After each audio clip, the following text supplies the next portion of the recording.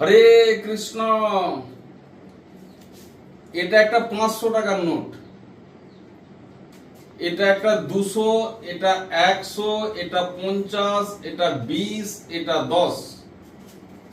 এই 500 টাকার ভেতরে এই সমস্ত নোটগুলো রয়েছে, কিন্তু এই 200-র ভেতরে 500 নেই, 100-র ভেতরেও 500 নেই, 50-এও না আছে 500, আর 20-এও 500 নেই, আর 10-এও না আছে 500।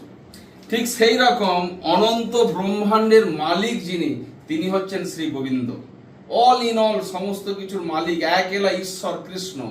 তার মধ্যে এই খুচরো নোট স্বরূপ দেবতারা সকলেই আছে।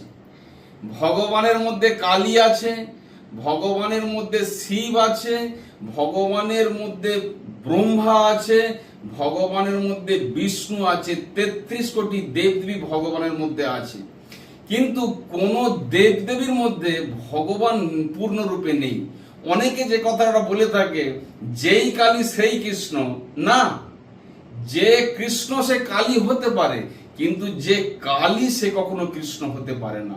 অতএব কৃষ্ণের উপাসনা করলে, কৃষ্ণের ভজন করলে সমস্ত দেবদেবীরা তার সুফল লাভ করে, প্রসন্ন হয়। কিন্তু পৃথক করে কোনো দেবদেবীর উপাসনা করলে সমস্ত দেবদেবীকে সন্তুষ্ট করা যায় না, ভগবানকে সন্তুষ্ট করা যায় না। হরে কৃষ্ণ।